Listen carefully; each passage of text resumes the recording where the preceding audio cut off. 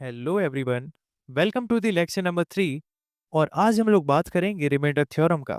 Reminder theorem का जो statement है वो आपको यहाँ पे दिख रहा होगा स्क्रीन पे। तो उसको मैं एक एक करके आपको समझाता हूँ।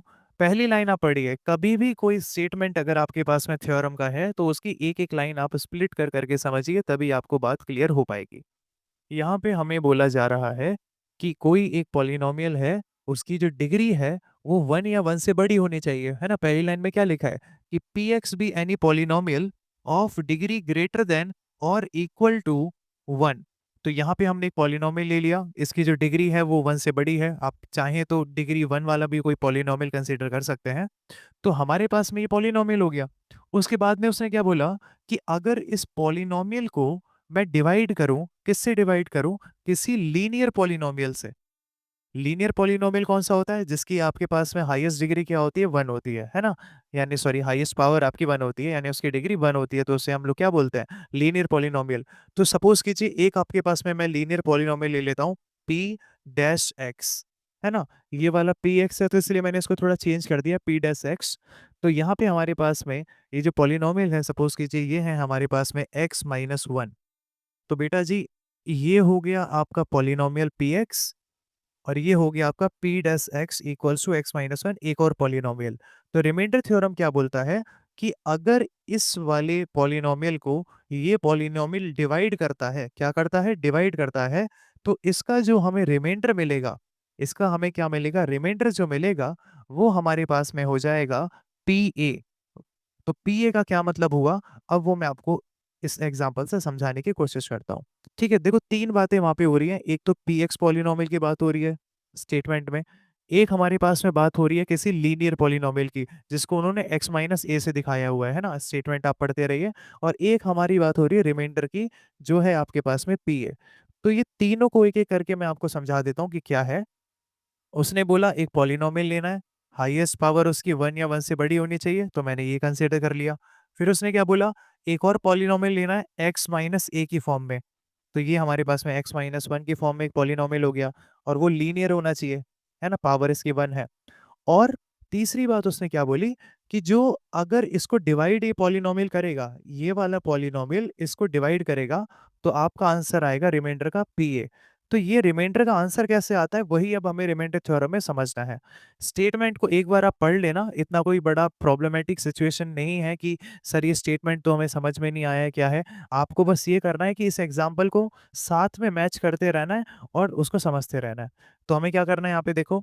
सबसे पहला जो स्टेप होता है सॉल्व करने का इसमें, वो x माइनस 1 को आप 0 के इक्वल रख दो। क्या करोगे? x माइनस 1 को 0 के इक्वल रख दो, जो ये वाला वैल्यू है जिससे इसको डिवाइड करना है। तो यहाँ से x का वैल्यू कितना आ गया आपके पास में? 1। यहाँ से x का वैल्यू कितना आ गया आपके पास में? 1। अब उसके बाद में आपको क्या करना है? जो भी वैल्यू यहाँ पे आया है उसको उठा के आप इसमें पुट कर दो। समझ में आया? आपने जो आपका पॉलिनोमियल दिया हुआ है, जिससे इस पॉलिनोमियल को डिवाइड करना है, उसकी वैल्यू को आप 0 के इक्वेट करेंगे। वहां से जो भी x की वैल्यू आएगी उस वैल्यू को इसमें पुट करेंगे। तो यहाँ पे हमारे पास में क्या हो जाएगा? x की जगह पे अगर आपने 1 पुट करा, या आपने सेकंड लेक्चर में भी करा है, तो ये हो जाएगा हमारे पास में 1 की पावर 4 प्लस 1 की power 3 minus 2 into 1 square plus 1 plus 1। तो आप इसको सॉल्व कीजिए तो ये हो जाएगा आपके पास में 1 प्लस 1 माइनस 2 इंटू 1 स्क्वायर 2 ही हो जाएगा, ये 1 प्लस 1 हो जाएगा। देन 1 प्लस 1 हो गया 2 माइनस 2, और ये वाला फिर से हो गया 2।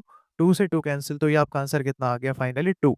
तो बेटा जी, ये जो आपका आया है आंसर, यही आपका रिमाइंडर है। बस ये बात वो बताना चाह रहा है। ध्यान से देखिए, उसमें लिखा हुआ है कि अगर कोई पॉलिनोमियल है पी एक्स, मैं एक बार फिर से आपको समझाने की कोशिश करता हूँ और अब ध्यान से समझना है इस बात को। अगर कोई पॉलिनोमियल है पी एक्स और वो किसी लीनियर पॉलिनोमियल से डिवाइड हुआ, तो यहाँ से आपके पास जो भी x की वैल्यू आएगी, जैसे यहाँ से हमारे पास x की वैल्यू कितनी आई? 1। उस वैल्यू को उस पॉलिनोमियल में अगर आप पुट करते हो, और जो भी आंसर आपके पास में आएगा वही आपका रिमाइंडर होगा। तो एक एग्जांपल मैं और लेता हूँ इसको थोड़ा सा आपको और ध्यान से समझाने के लिए। स्टेप बाय स्टेप ये आपको थ्योरम समझ में आ जाएगी। तो चलिए बच्चों, अब हम लोग इस क्वेश्चन को सॉल्व करते हैं रिमाइंडर थ्योरम से। मैंने आपको बताया कि ये हमारे पास में एक पॉलिनोमियल है, और ये एक और पॉलिनोमियल है ना। रिमाइंडर थ्योरम मैंने आपको बताया ना, 2 पॉलिनोमियल हैं, तो इस वाले पॉलिनोमियल ने इस वाले पॉलिनोमियल को जब डिवाइड करा, तो जो आपके पास में आंसर आएगा रिमाइंडर का, वो हमारी हेल्प करती है रिमाइंडर थ्योरम निकालने में। तो उसके लिए हम लोग क्या करेंगे, सबसे पहला स्टेप, जिससे आपको इस पॉलिनोमियल को डिवाइड करना है, वो पॉलिनोमियल कौन सा है, लीनियर पॉलिनोमियल x-3। उसको आपने 0 के इक्वल रख दिया, तो यहाँ से आपकी वैल्यू क्या आ गई, x = 3।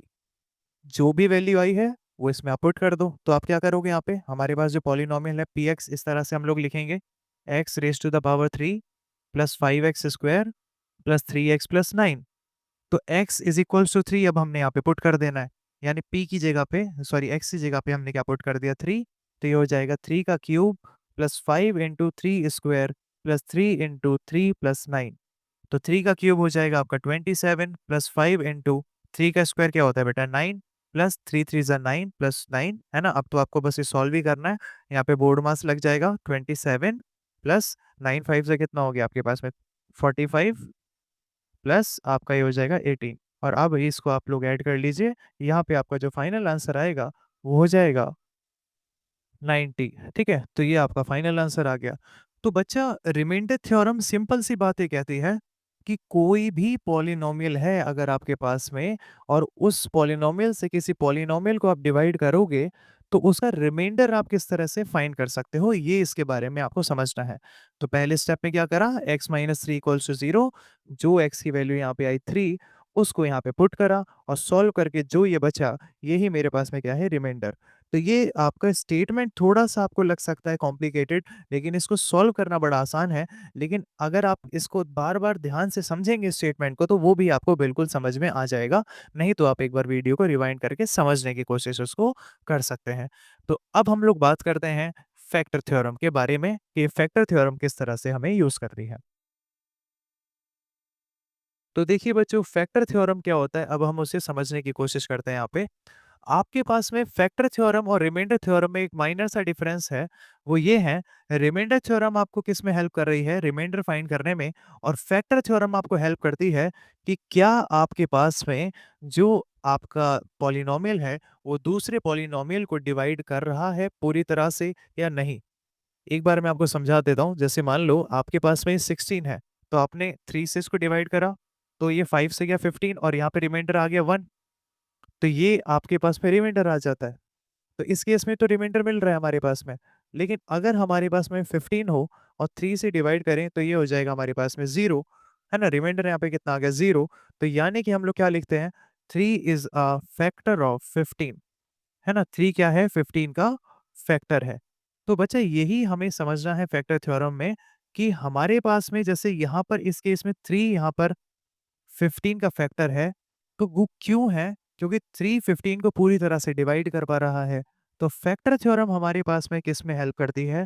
ये पता लगाने में हेल्प करती है कि हमारा जो पॉलिनोमियल है, वो आपके पास में दूसरे पॉलिनोमियल को पूरी तरह से डिवाइड कर रहा है या नहीं कर रहा है। तो चलिए बच्चों, बात करते हैं इस क्वेश्चन के बारे में, और देखते हैं फैक्टर थ्योरम से हम इसे किस तरह से सॉल्व कर सकते हैं। हमारे पास में बोला जा रहा है कि ये एक पॉलिनोमियल है, gx = x+1, है ना। ऐसा ज़रूरी नहीं है कि हमेशा px ही हो, gx भी पॉलिनोमियल को रिप्रेजेंट कर सकता है। बस ये जो x है हमारे पास में, वही आपके पास अंदर पूरे पॉलिनोमियल में वेरिएबल यूज़ होना चाहिए, है ना। अगर y हो तो y होना चाहिए। तो यहाँ पे क्वेश्चन पे बात करते हैं हम लोग वापस से, कि ये जो gx एक पॉलिनोमियल है, ये इसका फैक्टर है या नहीं है, इसको हमें चेक करना है। तो अगर ये क्वेश्चन आपके एग्जाम में आते हैं, तो आपको क्या करना है, ध्यान से समझना।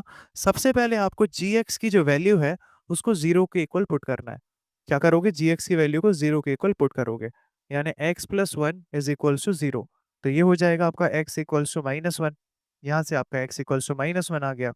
अब जो वैल्यू यहाँ पे आया है, उसको इसमें आप पुट कर दो, यानी पी एक्स की जगह पे आपने क्या रखा, -1, और जहां जहां भी यहाँ पर x है, उस सब की जगह पे क्या रखना है आपको, -1। 2 × -1 की पावर 3 प्लस -1 की पावर 2 माइनस 2 × -1 और -1। अब आप इसको सॉल्व करोगे, अगर ये आपके पास में 0 आ गया, तो इसका मतलब आंसर हो जाएगा यस, इसने इसको डिवाइड कर दिया। और अगर डिवाइड कर दिया तभी तो ये फैक्टर है। जैसे आपके पास 15 3 से डिवाइड हो जाता है 5 बार, तो यही आपको यहाँ पे करना है। तो हमने क्या करना है, फैक्टर थ्योरम का यूज़, पहले gx को रखा 0 के इक्वल, यहाँ से हमारे पास में जो x की वैल्यू आई उसको इसमें पुट कर दिया। बहुत ही सिंपल सा प्रोसेस है। तो 2 इंटू -1 की पावर 3 हो जाएगा आपके पास में -1, है ना? पावर अगर ऑड होती है तो ये -1 आएगा। यहाँ पे पावर इवन है, -1 का स्क्वायर हो जाएगा आपके पास में +1, माइनस माइनस हो गया प्लस का 2 और ये माइनस का 1, है ना? ये तो आप सॉल्व कर लोगे, बहुत ही बेसिक सी चीज़ है। देन यहाँ पे 2 इंटू -1 हो जाएगा -2, +1 +2 -1। अब यहाँ पे आप देखो, -2 से +2 कैंसिल हो गया, +1 से -1 कैंसिल हो गया और ये आ गया आपके पास में 0। ये आपके पास में क्या आ गया बेटा? 0 आ गया, ठीक है? तो ये हमारे पास में 0 आ गया, इसका मतलब क्या हुआ कि यस, ये आपके पास में इसका फैक्टर है। तो यही आपको इस तरह के क्वेश्चन में करना है।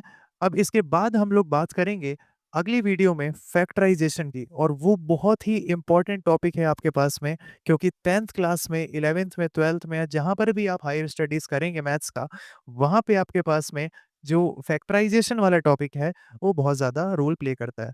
तो आई होप कि ये आपको सब बातें समझ में आई होंगी रिमाइंडर थ्योरम और फैक्टर थ्योरम की, और अगर नहीं आई हैं तो एक बार फिर से आप वीडियो को रिवाइंड करके देख लीजिए, और जिसमें भी आपको डाउट होता है उसको एक बार ध्यान से समझने की कोशिश कीजिए।